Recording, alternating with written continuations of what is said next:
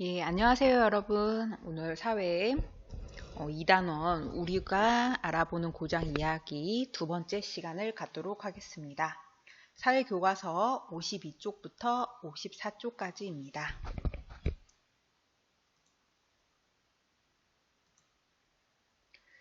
우리 고장의 이름과 우리 고장에서 자주 쓰이는 이름에 대하여 생각해 봅시다 라고 되어 있는데요. 여러분의 학교 이름은 어떻게 지어졌을까요? 보통은 우리 동네 이름을 따서 이렇게 짓거나 아니면 뭐 학교 뒷산이 있다면 이런 뒷산의 이름을 따서 짓는다라고 합니다. 그렇다면 우리 고장의 건물, 도로, 행사 등에 자주 쓰인 이름은 무엇이 있을까요? 예, 우리 고장에 이름을 붙여서 빌딩이나 뭐 대로 또는 축제의 이름 같은 것을 정하는 경우들이 있다라고 합니다.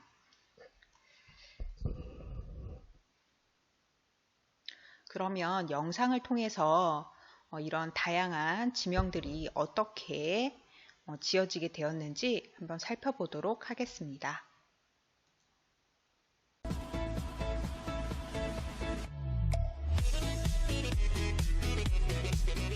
네, 안녕하십니까. 상식의 벽을 오물다 센서 스튜디오입니다. 이번 시간에는 대전, 세종, 충남의 지명 유래를 알아볼 건데요. 대전, 세종, 충남 지역은 약 300만 명 정도가 거주하고 있는 지역입니다. 교통의 중심지기도 하죠. 또 제가 태어난 곳이기도 하고요. 그럼 바로 시작하겠습니다. 지역 탐방기 대전, 세종, 충남입니다. 네, 첫 번째로 대전입니다. 한국 최대의 과학기술 도시죠. 대전은 순우리말로 한밭을 그대로 한자로 표현한 것입니다. 크고 넓은 밭이라는 의미인데요. 한은 큰 대, 밭은 밭전으로 말이죠. 그래서 대전이 되었습니다. 대전 대덕구입니다. 대덕구는 회덕동이라는 데가 있죠. 여기에 옛날에는 군이었습니다. 근데 이 회덕군이 대전 안으로 들어가면서 지금의 대덕구 안으로 들어가게 되는데요. 그때 대덕구의 이름을 짓게 되는데 대전의 대, 회덕의 덕을 합쳐서 대덕구가 되었습니다. 다음은 대전 동구입니다. 네, 동쪽에 있어서 동구입니다. 이번엔 대전 서구입니다. 네, 동구와 마찬가지로 서쪽에 있어서 서구입니다. 충남대에 카이스트가 있는 유성구입니다. 유성구는 백제의 선비들이 모여 사는 성이라 해서 선비유, 성자를 써서 유성이 되었습니다. 이번에는 대전 중구입니다. 네, 중앙에 있어서 중구입니다. 네, 진짜입니다. 이번에는 세종시입니다. 한국 역사상 가장 큰 규모의 신도시죠. 세종시는 2006년 12월에 국민 공모를 통해 정해졌는데요. 예, 여러분들도 잘 아시는 세종대왕에서 유래가 되었습니다. 자, 이번에는 충남입니다. 충청남도는 충청도에서 가장 큰 도시인 충주와 청주의 앞글자를 따서 충청도라는 이름이 지어졌습니다. 군사도시죠. 계룡시입니다. 계룡시는 근처 계룡산에서 이름을 따왔는데요. 그렇다면 계룡산의 지명 유래를 알아봐야겠죠. 계룡산은 능선이 마치 닭벼슬을 쓴 용의 모양처럼 생겼다고 해서 계룡이라는 이름이 붙여졌다고 합니다. 백제의 유적이 많은 공주입니다. 공주에는 곰나루 전설이라는 전설이 있는데요. 산에 나무하러 온 청년이 암콤에게 붙잡혀서 부부 생활을 하다가 이 청년이 인간 세상으로 도망치자 암콤이 자살을 하는 내용입니다. 그럼 민담이에요. 네, 그 민담에서 따왔습니다. 곰을 한자로 음차해서 공이라는 단어가 생겼고 거기 뒤에 마을을 뜻하는 주를 넣어서 공주가 되었습니다. 딸기의 본고장 논산입니다. 논산은 과거에 연산이라는 지명을 가지고 있었다고 하는데요. 이걸 우리말로 풀이하면 늘어선 뇌라는 뜻이 됩니다. 근데 이게 시간이 흐르면서 놀매로 바뀌게 되고 이게 한자로 표기되면서 논산이라는 이름이 생겼다고 합니다. 충청권 제철 제1의 도시 당진시입니다. 당진시는 옛날에 중국 당나라와 교역을 하던 항구라고 해서 당진이라는 이름이 지어졌습니다. 보령 머드축제가 열리는 보령시입니다. 보령시는 옛날부터 자연재해가 적은 도시였는데요. 그래서 유지되다의 보, 편안하다의 령을 따와서 보령이라는 이름이 지어졌습니다. 가톨릭 신자들에게 유명하죠. 성지 순례지인 해미 읍성에 있는 서산입니다. 서산은 1284년에 정인경이라는 사람이 있었습니다. 근데 이 사람이 나라에 도움이 될 만한 공로를 세우게 됩니다. 그래서 충렬왕이 서산이라는 이름의 지역명으로 개칭하라고 하는데요. 이때 서산의 뜻이 상서로운 산이라는 뜻입니다. 온양온천이 있는 아산입니다. 아산에는 어금니 바위라는 바위가 있습니다. 이 바위에서 이름을 따왔다고 하는데요. 어금니 아자를 따와서 아산이라는 이름이 지어진 것이죠. 저의 고향 천안입니다. 천하는 고려 태조가 태조산에 올라가서 천안의 경치를 구경했는데요. 그때 이곳에 성을 쌓으면 천하가 편안해진다는 말을 합니다. 그래서 천하의 천, 편안하다의 안을 따서 천안이 된 것입니다. 인삼의 고장이죠. 금산입니다.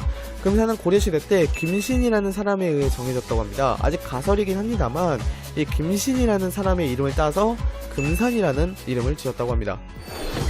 여기도 백제 유적지가 엄청 많죠. 부여입니다. 중고등학교 때 역사를 좀 배우셨다면 아실 겁니다. 여기가 백제의 마지막 수도입니다. 사비라고 하죠. 그러다가 538년에 백제 성왕이 남부여라고 이름을 고칩니다. 국명과 지명을 동시에 바꾼 거죠. 그게 지금까지 이어진 것입니다. 참고로 고대 국가인 부여에서 따온 것도 맞습니다. 한산모시로 유명하죠. 서천입니다. 서천의 지리를 보면요, 금강을 사이에 두고 하천이 펼쳐져 있는 모양입니다. 여기서 이름을 따는데요, 서천의 서가 선엽서가 아니라 펼쳐질 서입니다. 그래서 강이 펼쳐지다 라는 의미로 서천이라는 지명이 사용되었습니다. 사과로 유명한 예산입니다. 예산은 후삼국 시대 때 견훤을 배척하고 왕건을 지지한 역사가 있는데요, 이때 태조 왕건이 감동을 받고 태조에게 예절을 지킨 지역이라고 해서 예산이라는 지명이 붙여졌습니다. 청양고추로 유명한 청양입니다. 청양은 옛날에 청무라는 이름을 가지고 있었습니다. 근데 여기서 명당이 많다고 해서 볕 양자를 결합하는데요, 그래서 청무의 청과 볕양의 양자를 합쳐서 청양이라는 이름이 나왔습니다. 해안지역 대부분이 국립공원으로 지정되어 있는 태안입니다. 태안은 고려 중려왕 때 지태안 군사로 승격이 됩니다. 사실상 원나라에 의해 승격이 되었는데요, 이게 붙여지면서 지와 군사를 빼고 태안으로만 지명을 쓰게 된 것입니다. 충청남도청 있는 홍성입니다.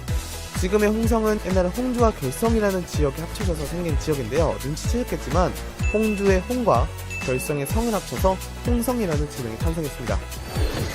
네, 이때까지 충남 지역을 전부 다 알아봤습니다. 의외로 자료가 많이 남아있더라고요. 또 백제 문화와 관련된 지명도 꽤 많았고요. 다음 시간에는 충북에 대해서 알아보도록 하겠습니다. 슬슬 이것도 끝나가네요. 예, 여러분 영상 잘 보았나요? 그래서 이번 시간에는 고장에 전해 내려오는 옛 이야기가 중요한 까닭에 대해서 알아보도록 하겠습니다. 그러면 고장의 자랑거리가 담긴 옛 이야기 한번 살펴보도록 하겠습니다. 교과서는 52쪽입니다. 교과서 52쪽에 위에 보면 글이 적혀 있는데요, 같이 한번 읽어보도록 하겠습니다. 예빈이는 부모님과 함께 경기도 용인시에 공연을 보러 갔습니다. 공연장까지 가는 길에 포은이라는 이름이 들어간 건물, 도로, 마을, 행사 안내 포스터를 볼 수 있었습니다. 예빈이는 곳곳에서 같은 이름을 쓰는 까닭이 궁금했습니다. 용인시에서 포은이라는 이름을 많이 쓰는 까닭은 무엇일까요? 자, 그래서 보면 여기 포은 아트홀도 있고요, 포은 문화재도 있거든요. 이렇게 포은이라는 이름을 많이 쓰는 까닭은 무엇일까요? 예, 선생님이 영상을 하나 준비를 했거든요. 이 영상을 보면 경기도 용인시에서 포은이라는 말을 자주 사용하는 까닭을 어렴풋이나마 알 수 있을 것입니다. 한번 영상을 잘 보고 여러분도 찾아보세요. 고려시대 충신 포은 정몽주 선생을 기리는 제15회 포은문화제가 지난 12일부터 14일까지 처인구 무현면 능원리 포은선생 묘역 일대에서 열렸습니다. 정몽주 선생의 충효정신은 그야말로 아주 중요한 문화재임에 틀림이 없고, 또 이것을 계승 발전시켜야 된다는데 이의가 없습니다. 포은문화제는 포은선생의 충절과 학덕을 기리는 전통문화축제로 청소년 국악경연대회와 한시대회, 포은선생의 묘 이장을 재현하는 천장행렬 등으로 꾸며졌습니다. 포은문화제는 조선 태종 6년 포은선생의 묘를 천장하던 중 지금의 용인 풍덕천동을 지날 때 회오리 바람이 일면서 명정이 날아 현 능원리 묘역에 떨어지자 이를 하늘의 뜻으로 알고 이곳에 묘를 모신 데 기원하고 있습니다. 네, 여러분 잘 보았나요? 영상에서 영상을 잘 본 친구들은 왜 경기도 용인에서 포은이라는 말을 많이 쓰는지 눈치챈 친구들도 있을 텐데요.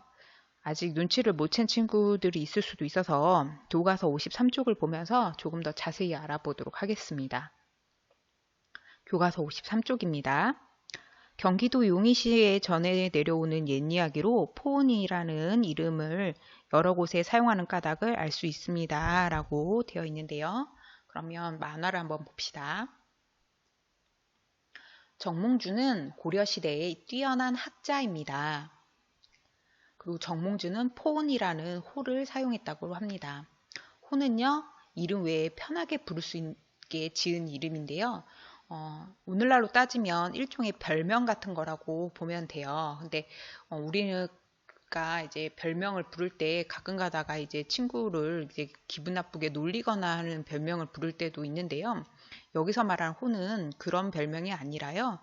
이제 이름 대신에 좀 편안하게 부를 수 있는 다른 이름이라는 뜻입니다. 포온 선생의 묘는 개경에 있는데 후손들이 고향인 경상북도 영천으로 옮기려고 했습니다. 예, 그래서 포온 선생님, 즉 정몽주 선생님이 원래는 개경에 무덤이 있었는데 이제 고향인 경상북도 영천으로 이렇게 옮기려고 했다는 거지요. 영천으로 가는 도중 용인에 도착했는데 바람에 명정이 날아갔습니다. 예, 여기가 바로 용인이 지금 오늘날의 경기도 용인시를 말하는 거고요. 명정이 날아갔다라고 하는데 명정이 무엇이냐면 죽은 사람의 이름을 적은 깃발로 장례식에서 사용한다고 합니다. 바로 이렇게 이제 정몽주라고 써있는 명정이 날아간 거죠. 자, 명정이 떨어진 곳을 찾아가 보니 땅이 넓고 햇빛이 잘 들어서 그곳에 무덤을 만들었다라고 합니다. 자, 이렇게 하여 포온 정몽주의 무덤은 용인에 자리 잡게 되었습니다. 예, 그래서 용인시에서는 포온이라는 이름을 넣어서 정몽주의 업적과 함께 고향을 널리 알리고 있습니다. 라고 되어 있네요. 예, 그래서 정몽주 선생님의 묘는 고향인 경상북도 영천으로 결국 가지 못하고 경기도 용인에 이렇게 지금의 모습처럼 있는 것을 알 수 있습니다. 자, 그럼 계속해서 문제를 한번 보겠습니다. 포온은 누구의 호인가요? 예, 여러분, 고려시대에 뛰어난 학자였던 이분의 묘라고 했습니다. 이분의 호라고 했습니다. 누구였죠? 예, 정몽주 선생님이십니다. 용인과 포온 정몽주 선생은 무슨 관련이 있나요? 라고 되어 있습니다. 자, 후손들이 개경에 있던 포온 선생의 묘를 경상북도 영천으로 옮기다가 명정이 떨어진 여기에 무덤을 만들게 되었었지요. 자, 여러분 여기 어디일까요? 그렇죠. 용인입니다. 우리 고장에 훌륭한 위인이 살았거나 위인과 관련 있는 장소가 있다면 나는 어떤 마음을 가지게 될까요? 예, 여러분이 살고 있는 고장에 정말 훌륭한 위인이 살았었다. 또는 그런 위인과 관련된 어떤 장소가 있다. 그럼 여러분은 어떤 마음이 들 것 같습니까? 선생님은 일단 되게 기쁘고 뿌듯할 것 같습니다. 예시 답안을 보여드릴게요. 자, 고장의 위인을 자랑스럽게 생각하는 마음을 가질 것 같다. 훌륭한 위인과 같은 고장에 살아서 뿌듯한 마음이 들 것 같다. 라고 합니다. 여러분은 어떤가요? 여러분도 이런 마음이 드나요? 자, 계속해서 용인시에서 도로나 건물, 행사 이름에 포온이라는 이름을 많이 쓴 까닭은 무엇일까요? 예, 그러면 정몽주 선생님의 무덤이 용인에 있는 것은 알겠는데요. 굳이 포온이라는 이름을 이렇게 많이 쓰는 까닭은 무엇이냐면 용인시에는 포온과 관련된 옛 이야기가 전해오기 때문이고요. 그리고 포온 선생, 여기서 정몽주 선생님을 말씀하는 거죠. 예, 정몽주 선생님의 업적과 함께 자, 이것을 널리 알리기 위해서라고 합니다. 무엇일까요? 예, 고장입니다. 자, 이렇게 포온 선생님과 관련이 된 곳이다라고 이렇게 알린다면, 그러니까 홍보한다는 거죠. 그러면 우리 고장의 명성도 올라가게 됩니다. 고장의 옛 이야기를 통해 알 수 있는 것은 무엇인가요? 자, 고장의 이응, 리을 함께 티귿을 알 수 있다라고 합니다. 자, 네모칸 안에 들어갈 말 무엇일까요? 자, 고장의 유래와 특징을 알 수 있다라고 합니다. 자, 그리고 우리 고장에 있는 미음, 히읗, 이응, 시옷을 알 수 있다라고 되어 있는데 여기에 들어갈 낱말은 무엇일까요? 예, 문화유산입니다.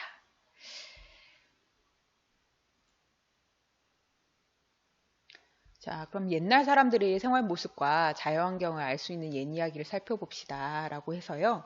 이번엔 교과서 54쪽으로 넘어가 주세요. 예, 한 장 넘겼나요? 자, 54쪽에 보면 서빙고동이라는 지명과 관련된 옛 이야기가 전해져 오고 있습니다. 한번 영상을 통해서 알아보도록 하겠습니다. 서빙고와 동빙고 이야기.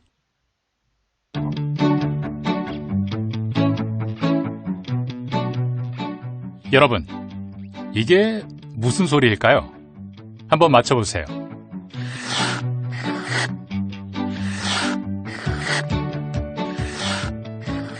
연세 좀 드신 분들은 대번에 아실 겁니다. 예, 톱으로 얼음 자르는 소리 맞습니다. 빙고. 빙고. 이거 한자로도 쓸 수 있겠네요. 얼음빙, 곡간고, 빙고, 즉 얼음창고 말이죠. 예, 얼음창고에 대한 이야기 좀 하려고요. 조선시대에도 얼음은 여러 용도로 쓰였습니다. 일단 제사 지낼 때 제수 음식 상하지 않게 보관해야죠. 여름에 더위 먹지 않도록 예방해야죠. 게다가 환자와 죄수들한테도 얼음은 꼭 필요하고요.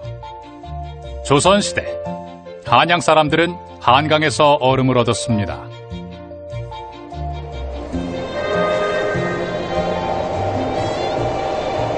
이번 정차역은 서빙고역입니다. 중앙선 전철이 지나는 곳 서빙고역. 조선시대 여기에는 서빙고, 즉 서쪽 얼음 창고가 있었습니다. 지금의 반포대교 북쪽 강가 쪽이라고 보시면 돼요. 서빙고의 얼음은 주로 왕실 종친, 상급 관료, 관자, 그리고 죄수들한테 지급됐다고 합니다. 이번 정차역은 옥수역입니다. 그리고 옥수동에는 동빙고가 있었습니다. 동빙고의 얼음은 왕실에서 썼는데 특히 제향, 즉 국가적인 제사에 올리는 얼음은 반드시 동빙고에서 가져다 썼다고 하네요. 한강이 넓고 길긴 하지만 그래도 한강이라고 하면 두모포, 그러니까 동호대교 부근이죠. 여기랑 그리고 지금의 합정동 부근의 강물을 얼음으로 썼습니다. 이 두 곳이 물이 맑고 물살이 약해서 얼음이 잘 얼거든요. 동호대교가 있는 두모포 부근을 동호, 지금의 합정동 부근을 서호라고 불렀는데 동호에서 만든 얼음은 동빙고로 가고 서호에서 만든 얼음은 서빙고로 갔습니다. 그런데 얼음을 잘라낼 때도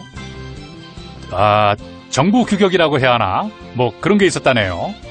가로 30cm, 세로 45cm. 참, 이거 맞춰서 자르는 것도 보통 일이 아니었겠어요. 그런데 얼음 사업은 조선 왕조가 직접 관장했거든요. 그러니 얼음을 자르고 운반하고 저장하는 일은 백성들의 부역으로 이루어질 수밖에요.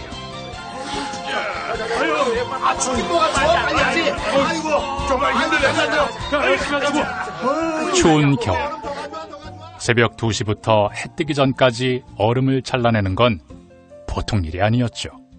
그래서 오죽하면 겨울이 되면 이 얼음 부역을 피하려고 고향 마을을 몰래 떠나는 사람들까지 있었다니까요. 그런데 한강에서 얼음 자르고 나르는 일은 1950년대까지도 계속됐습니다. 게다가 이들은 다 자발적으로 이 일을 했습니다.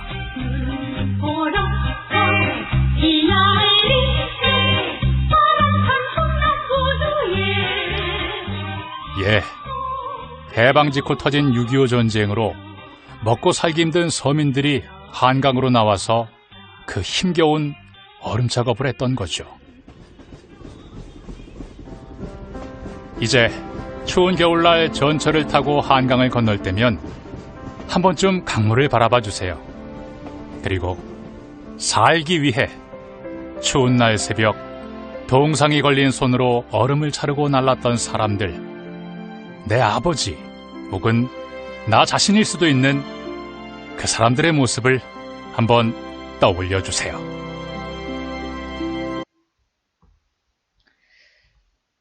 네, 여러분 영상 잘 보았나요?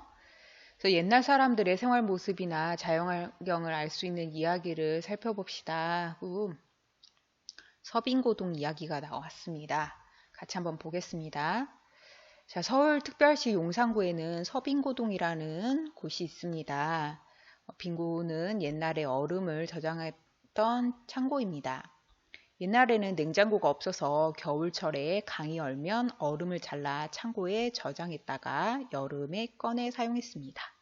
서빙고는 서쪽의 얼음 창고라는 뜻입니다. 라고 되어 있네요. 예, 그래서 서울에 가보면 지금 여기 파란색으로 되어 있는 게 바로 한강이거든요. 그래서 한강 근처에 용산구 서빙고동이라고 하는 곳이 이렇게 있습니다. 그리고 가운데 서빙고 보이시죠?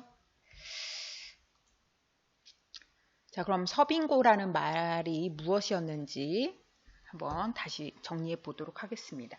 여러분 지금까지 영상을 잘 보고 또 방금 전에 글도 잘 본 친구들은 서빙고가 무슨 뜻인지 알 수 있을 거예요. 서빙고는 한자로 된 말입니다. 선역서에 얼음빙, 창고고자를 해서 서빙고라고 하는데요. 자, 선역은 서쪽을 말하는 거거든요. 그러면 서쪽, 얼음, 창고. 예, 무슨 뜻이죠? 예, 서쪽의 얼음 창고라는 뜻이었습니다. 자, 그러면 서빙고동이라는 이름의 유래로 알 수 있는 옛날의 생활 모습과 자연환경은 무엇이 있는지 한번 봅시다. 자, 고장에 무엇을 저장하던일까요? 그렇죠. 얼음입니다. 얼음빙. 자, 얼음을 저장하던 무엇이 있었다고요? 예, 창고가 있었지요. 자, 그런데 이 얼음, 겨울철에 이것으로 만들었다라고 합니다. 자, 무엇이 얼면 얼음으로 잘랐을까요? 예, 강입니다. 겨울철 날씨가 추워서 강이 얼면 그 얼음을 잘라서 창고에 보관을 했던 것인데요. 이 창고 이름이 서빙고고요. 그러면 그 얼음으로 언제 사용할 수 있었을까요? 예, 겨울철, 추운 겨울철에 얼렸던 얼음을 여름에 사용한 것입니다. 그래서 여름에도 얼음을 구할 수 있었다. 우리도 점점 날씨가 더워져 가고 있는데요. 다행히도 옛날 우리 조상님들도 더운 여름에 이렇게 겨울철에 강이 얼면 그 얼음들을 잘라서 여름에도 사용을 하셨다니 참 다행이 아닐 수 없습니다.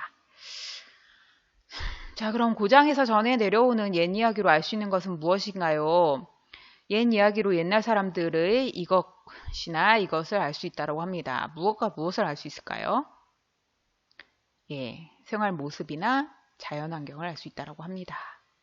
그래서 겨울철에 강이 얼면 그 얼음을 잘라다가 여름철에도 사용했다. 이런 생활 모습.